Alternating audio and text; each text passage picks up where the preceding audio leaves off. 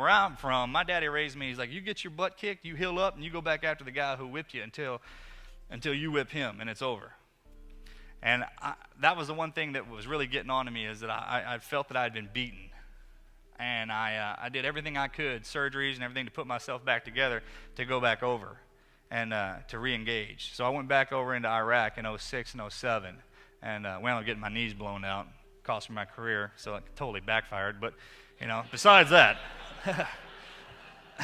the one lesson that I've learned and that runs, is predominant in the SEAL teams is our never quit attitude. It's not that we're better than everybody else. You know what I mean? It's just you have to basically kill us before we stop getting up and coming after you. That's the way it is. We was saying in the SEAL teams, we're not really that good. Everybody else just sucks. But I'm not going to say that, because that's not the truth. But, it's just one of those factors. It's just like nothing should be able to stop you from doing anything. My whole life growing up as a kid, everyone always told me that I could never, they were like, you'll never be a Navy SEAL. Until I graduated, it's like, you won't make it. You won't ever make it. And the one thing I think about most is like, nobody knows me. Nobody knows you. They don't know anything about you. They see the outside, what they see with their eyes or anything, but on the inside, it's totally different. No one can stop you from doing anything, ever, if you're committed to yourself. I got people coming up to me sometimes and just like, you know what, I could never do this, or I couldn't do that, and I just want to, because if you come out of the gate telling yourself that you can't do something, then you're already done. All right, you ain't got to worry about that. There's going to be plenty of people around everywhere telling you can't do something. I don't care how old you are or what your gender is or whatever it is. It doesn't matter. If you tell yourself you can do anything, and no matter how many times you get hit and no matter how many times you go down, even if you're shaking up, you shake it off, you get back up, and you come at it with everything you got, eventually you're going to pass it. Or you're going to be dead. And if you're dead, what's the big deal anyways, right? So that was the one lesson that I learned really well in my career, was the fact that no matter how hard I got hit, just as long as I kept getting back up and going at it, that eventually I would pass what was thrown at me. He was a Vietnam veteran, and he just had a training camp, if you will, out on his property. And well before we got there, all the older kids were going out there, and he would get people ready to go into the special forces. So that was a unique experience. That was one of those things I wish I could have quit. Because when you first started, he didn't care about you, he didn't like you. You were more of a nuisance to him when you first got out there because you were behind everybody else. So you really had to, I think it was probably the first 2.5, 3 months I was there, I was the worst one in the bunch. I was the weakest, I was the slowest, and good Lord, I would pay the man. He would lay into me. He left me to die twice that I remember, and told me, he's like, I hope you die, and just walked off. I was 14, 15 years old when I started. Wow. And then I did it all the way till I finished, when I was 22 out of college. And then even after I got into the SEAL teams, when I would come back off leave or something like that, I'd bring some of my teammates home with me, and we'd go over there, and Billy would work us out and try and get us ready. My dad, he was a yeller and a violent man, and he kind of threw it on me and my brother pretty regularly, so I could handle a whooping. Yeah. And I can bleed just like anybody else. That doesn't bother me.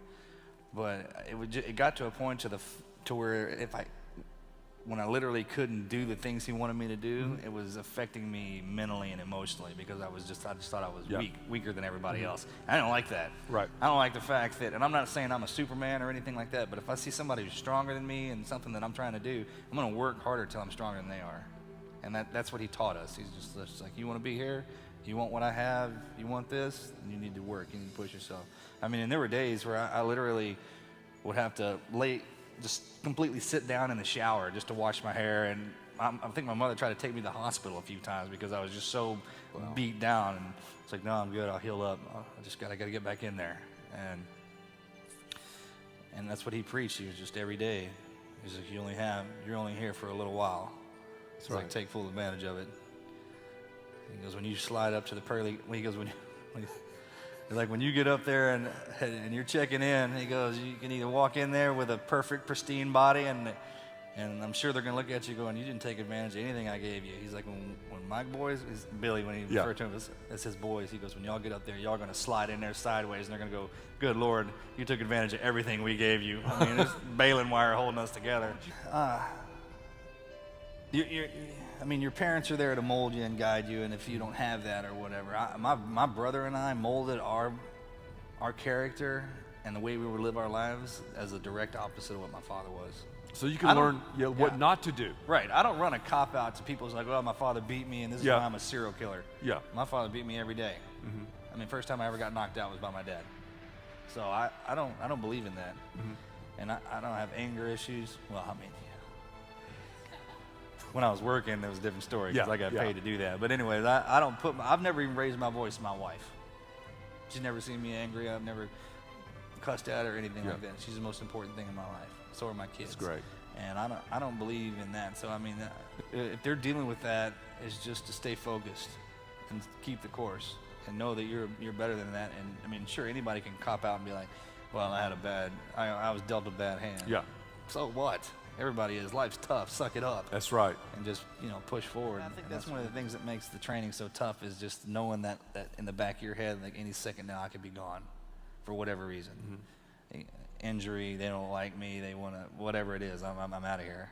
And if you want something so bad, you were literally put on this planet to do that job, and it's in the hands of somebody else, no matter how hard you try. I told them first, I made a point to go up to the instructors. I said, you're going to have to kill me to get me out of here. I'm not going anywhere. And they were like, well, all right, we'll try and get that done. And they did. So they tried to kill me. So you told the instructor that? Yeah, I don't know what I was thinking. I was young. I was like, hey, I'm beating on my chest. Yeah. You're going to have to kill me to get me out of here. That was the stupidest thing I've ever done in my entire life. I had a lot of crosses to bear when the thing about BUD/S training is that no matter who you are or what kind of athlete you are, they'll find the weakness. They'll find it, and they'll exploit it. Well, I had plenty of them. The only thing I had going for me when I got in there is I could swim like a fish. And now, where did you learn how to swim in East Texas? Well, my father was a collegiate swimmer. Oh, okay. Well, Eagle Scout and all that stuff. So apparently, I don't remember this, but when we were young, my dad took my brother and I by the back of our shirts and threw us in this river/pond, and my brother drowned and wound up in the hospital. And somebody pulled me out. That was his way of saying sink or swim kind of deal. But we learned how to swim, and that's what I was good at.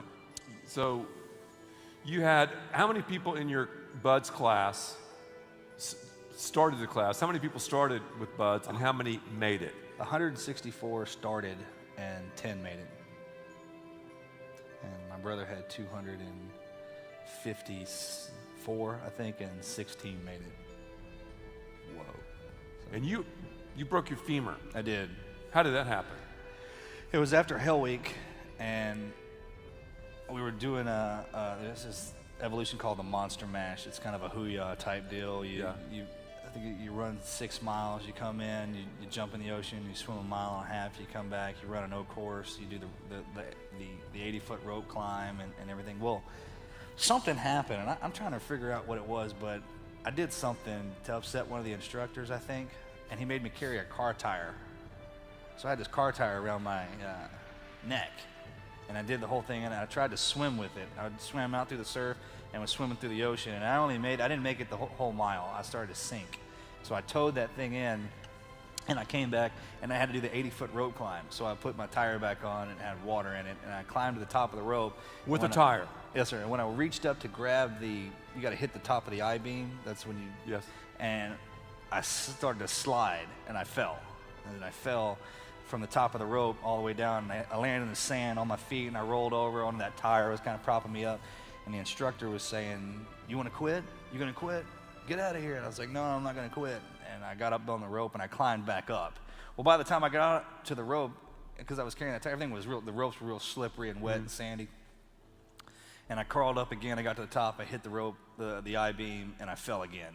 I started to slide. I actually wrapped my arm around it so I wouldn't fall straight down, and it just kind of degloved my forearm, and then my arm finally fell out of the rope, and I fell again.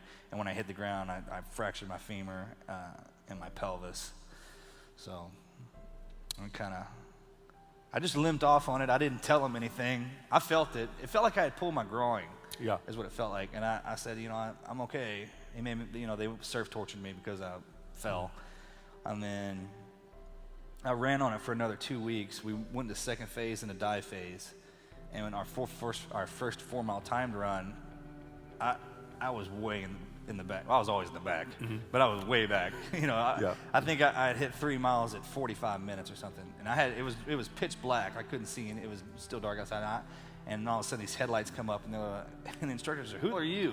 And I was like, "It's Latrell." Yeah. "What are you doing back here?" I was like, "I think I pulled my groin." And they were like, "Well, get in the ambulance, the suburban ambulance." And they were like, "Wait a minute, first go get Wet and Sandy." And I was like, "All right." So I had to go get Wet and Sandy down in the ocean. I get back in there, they take me to the hospital. I get a bone scan, and I had a 13-inch vertical crack down my femur. I had 11 stress fractures on this leg, 7 on this one, and my pelvis had been cracked. And they were like, "We're gonna have to roll you." And I was like, "You can't do that. I can't be rolled. I can handle it." And they're like, "No, I'm sorry." So they double rolled me.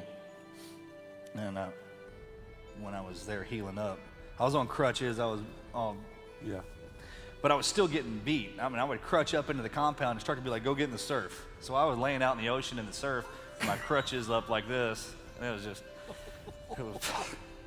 terrible. But they finally said, when it was time for me to class up again, they're like, "We're going to send you to the hospital and get another bone scan. If your femur's not healed up, then we're going to drop you." I said, "No, it's fine. I'm good." And some of the instructors, they had started to take a liking to me. And I was like, "No, I'm good." And I passed my class up run, and I got back into the class and started, and then we got all the way to around third phase, and it got to a point to where at night I would take ACE wraps and frozen peas, and my bed was elevated at the foot, and I would put frozen peas from my ankles to my hips and ACE wrap them, and I'd sleep like that. And then I was just chewing the 800 milligram Motrin, and my suite mate would have to wake me up 35 to 40 minutes earlier before everybody else just to pick me up, so to start walking so my legs would work, and then they would carry me up to the compound. And when we do runs, they would actually push me, or one time they tied a rope to my belt and pulled me through the run. And I would fall down, and they would pick me up. It was the whole team thing. We were a small class now, so I got through it, but it wasn't because I did it as a team. We did it as a team. If they wouldn't have helped me, I couldn't have made it through. My legs were too badly damaged, and I kept showing up. I mean, I've almost died in training more times than I died in combat. So Really? yes, sir. I don't think about it. Okay. I'd just be laying in the hospital and just like, "Get me out of here, heal up. I'll be stronger." Every time you heal up, you're stronger. That's the way and you can just feel yourself getting stronger when you've been hurt and you're laying there and you're healing up. I mean, you can actually feel your body getting stronger, and I don't know. I just kind of takes on that superhuman form. You're just like, "Okay, I'm back. Let's go." Right. And then I'm gonna go harder and faster than I did this time. And you don't dwell on the bad stuff. Marcus, talk to me about when you were wounded and how you made it out, the crawling and all. Just a little bit about that, if you'd tell us. I wasn't dead. Horrible fight. Everybody had been killed. Your closest friends. Yep. Like I said, I wasn't dead, so I wasn't just gonna lay there. I had to get out of there, keep fighting. That's what I did. I just started crawling out of there, and then they'd find me, and we'd get into a fight, and I won, and I just keep crawling. I'd fall down these mountainsides and whatnot, and then get back up, crawl back up the other side. So. And there was a point where you couldn't even feel anything, right, from the chest down for a while? Or? I've been shot in the back, and for the second time, and I rolled down this hill, and everything was pretty much gone from the chest down. But my arm still worked, so. You crawled and crawled. Mm-hmm. And then you were taken. You were taken, and these people, to the best of their ability, helped you.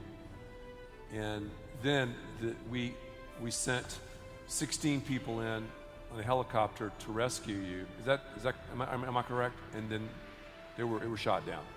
12-year-old boy shot an RPG into the back of it, blew it out of the sky. 12-year-old boy. And then you made it home through a long and crazy turn of events. So the injuries, Marcus, that you had after Operation Red Wing, not only, I cannot imagine, emotionally losing your family members, losing people that you were so close to, words can't describe it, but you physically, what did you have to deal with physically after Operation Red Wing? As far as you were shot in the back. Well, I had multiple injuries. I had 11 through-and-throughs through my calves and quads, a shrapnel hanging out of me everywhere. I'd broken my back in multiple places. My shoulder had been torn. My knees were damaged. I had maxillofacial damage. I'd bitten my tongue in half and swallowed it, and on top of everything else. But once I got back, like I said, they had taken me down to bare bones, to nothing. I was physically weak, and I had been broken. So I just laid there in the hospital healing, and then I healed up. I had surgeries. The Taliban kind of destroyed this hand, so I had to have it reconstructed. And then once they put me back together, I went back over, got some more. Yeah, it was the coldest water and the most refreshing drink of water I'd ever had my entire life once I got into that village, but I'm still paying for it to this day. Yeah. But it's a part of my life now. I don't even Yeah. think about it. Mm-hmm. Marcus, I'm going to talk about commitment and this never quit mentality. Not that we're perfect. I mean, I mess up every day, so do you, so does everybody. But I believe we serve a God who is all about commitment. And even though we've screwed up, even though we're fallen and fallible, that he is all about commitment, and he honors commitment. I know, Marcus, there are incredible benefits to never quitting. And one of them, you said, it can be even humor. Looking back and going, I have a funny story. What would you say are the benefits of never quitting? Not just where you've been as a Navy SEAL, this hero, but I mean just in life, to pedestrians, normal people looking at you and like, well, I mean, I'll never be this guy, but... Well, I think that goes back to what you're saying about the never quitting part. I mean, I'm nobody special. I don't have some gift that you don't have. That's right.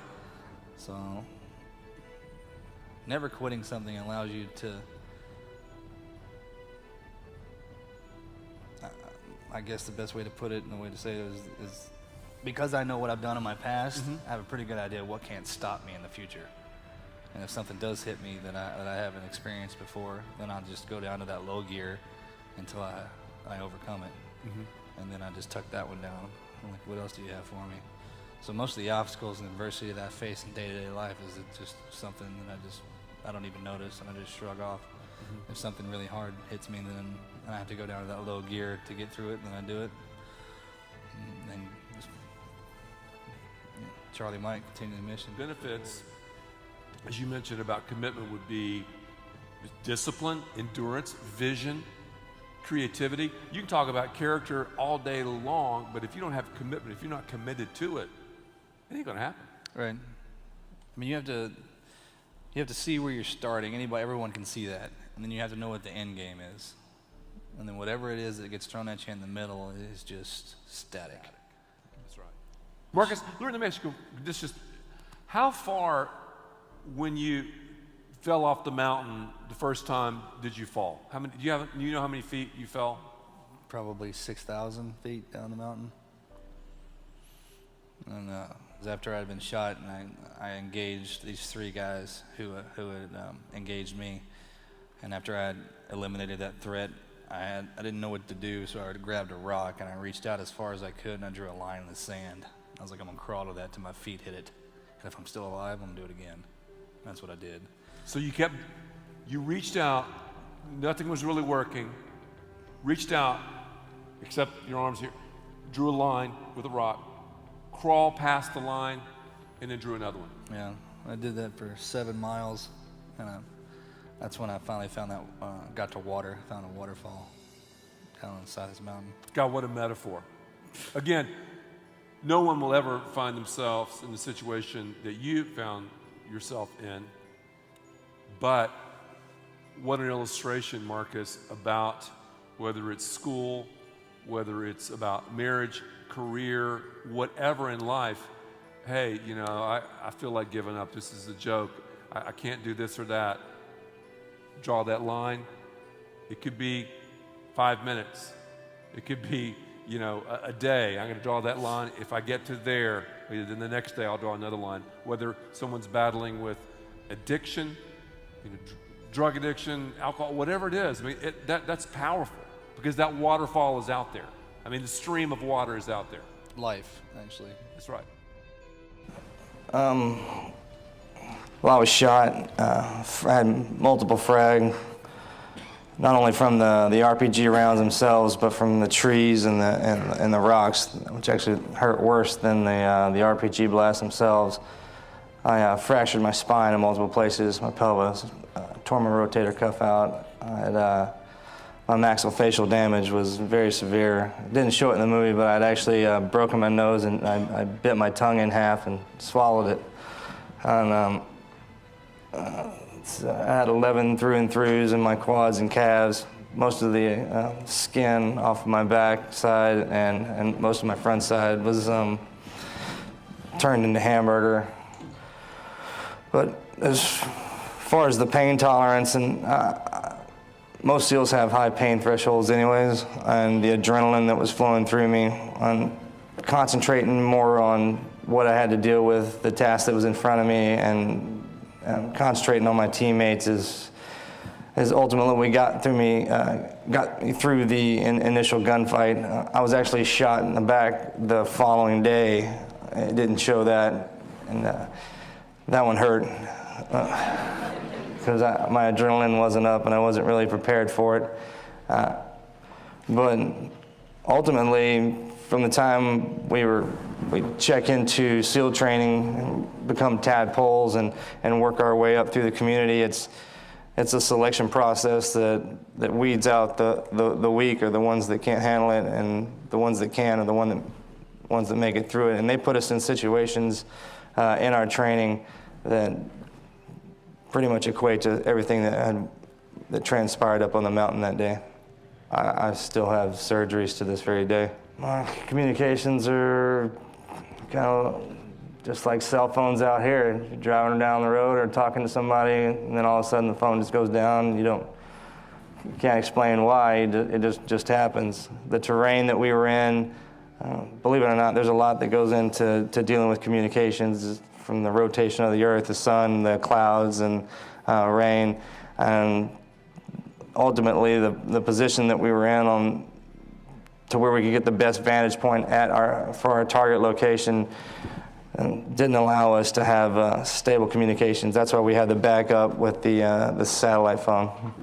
No, I don't have any regrets at all with anything that I've ever done.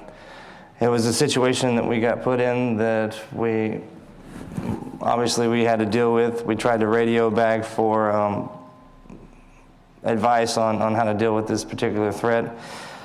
Our target that we were dealing with was very elusive. We'd been going after him for about 2 years before they finally slid him across our desk.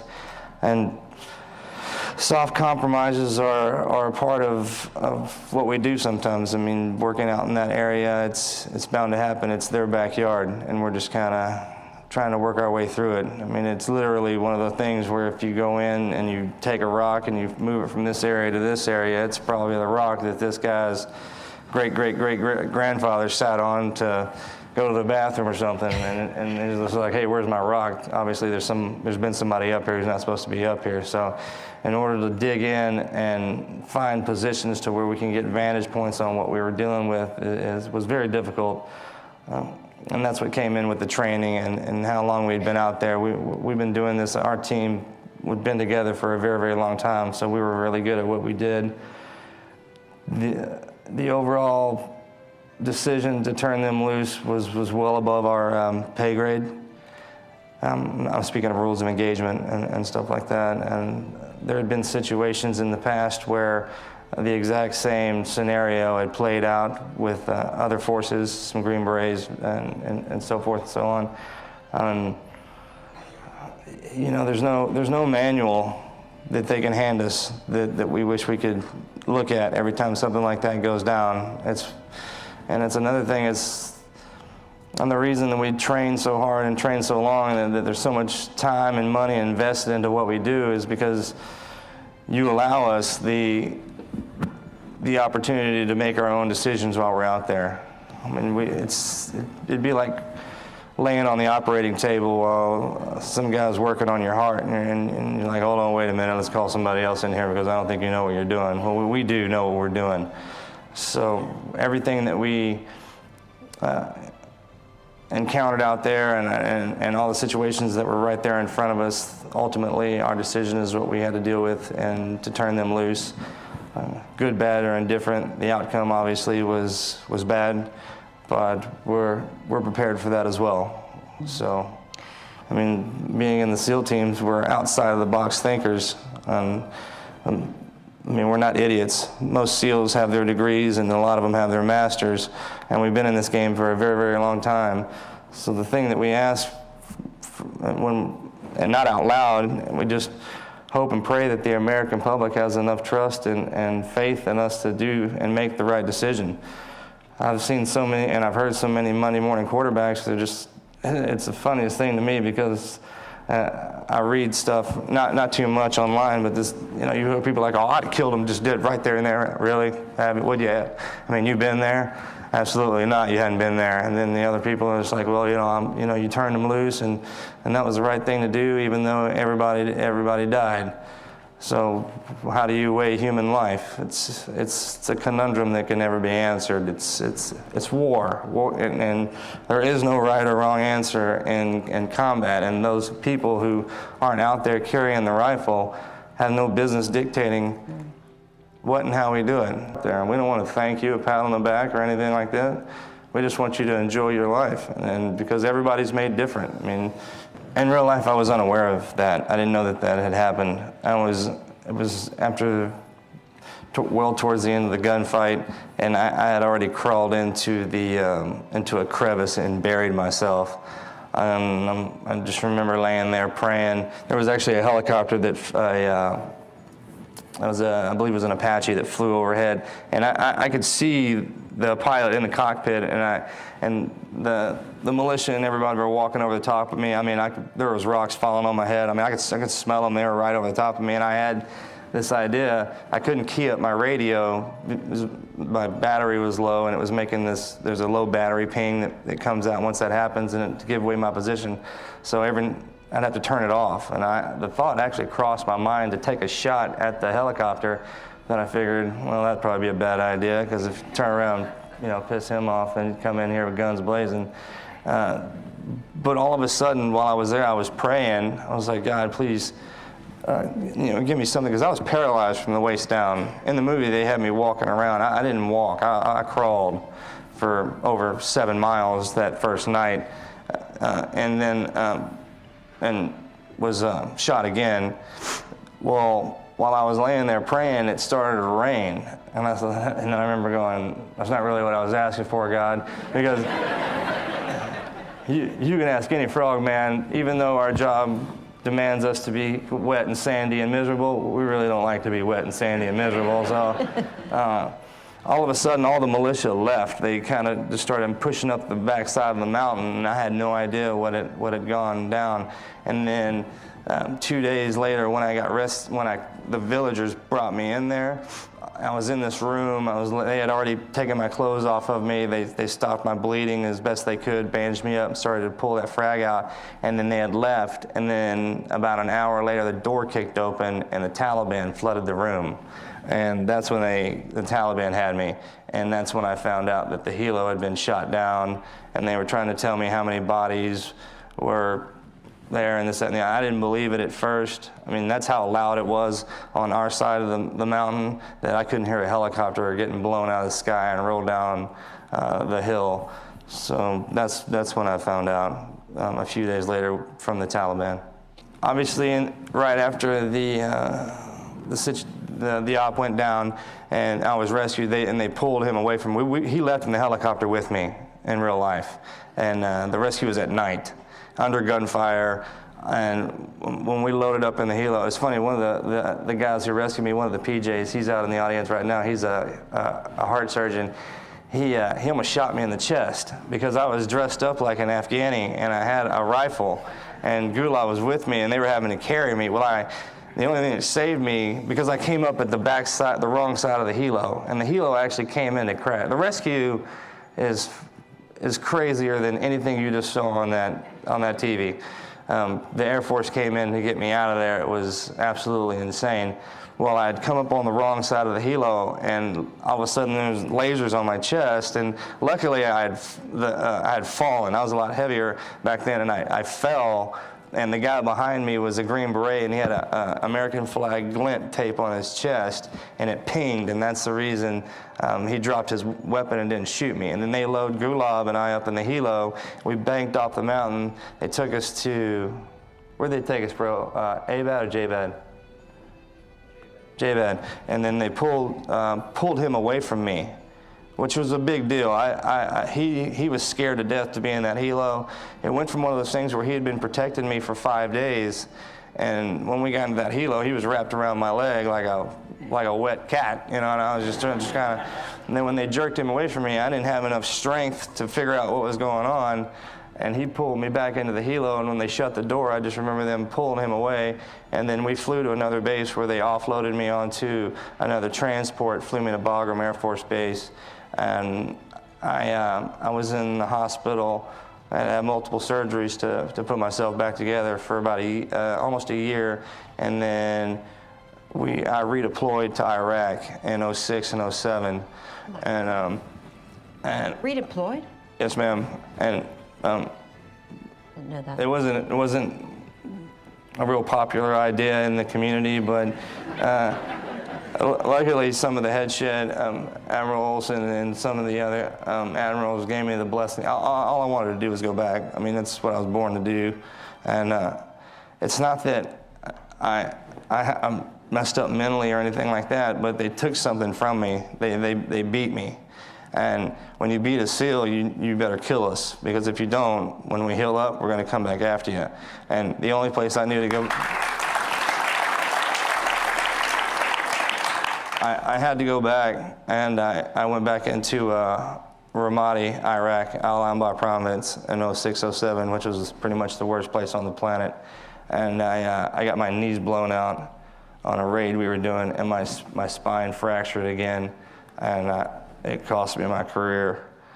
So after I was discharged, I remember that was the hardest thing that I had ever had to face in my entire life. Not BUD/S training, not all the injuries or anything like that. The day they told me I couldn't be a SEAL, and I was beating my head against the wall for a few years. Luckily, my wife found me, but I finally got in touch with Gulab. To get back to your question, I kind of got off tangent a little bit, but a lot of my buddies that were still going back over there were keeping tabs on him, and I could communicate with him as much as I possibly could.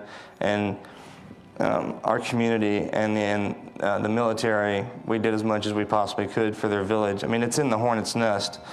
So we would send money to build a school. The Taliban would burn it down. We built a road into their village so they could have easier access into some of the major cities. But overall, I got Gulab back over here just to visit so I could see him again. I've tried and tried, and I'm like, hey, come here. I mean, nobody deserves to have American citizenship more than you. You fought for America, and you're not even an American. I mean, you saved my life. And he's such a proud Afghani. He doesn't want anything. He wants to stay in Afghanistan, and then, every now and again come over here and see me. And it's funny, the first time I picked him up, he was telling the story. He had been, after I had left, obviously the Taliban and everybody over there are always trying to kill him. So they had burned his house down, they've killed multiple members of his family, they blew his car up, and he had been shot a few months before he came to see me. And when I picked him up from the airport, we were driving down the road, and we had to have he doesn't speak English. and my posture is very limited. And he goes, you know, my first plan of when I got here is I was going to burn your house down, blow your car up, and shoot you in the hip. I mean, that's how friendship, true friendship and true teamwork is forged through pain and blood and sweat and tears. And they did that. And they not one time did they complain about it. I mean, they realized why they were out there and who they were representing. And it was really something to watch them come together as a team.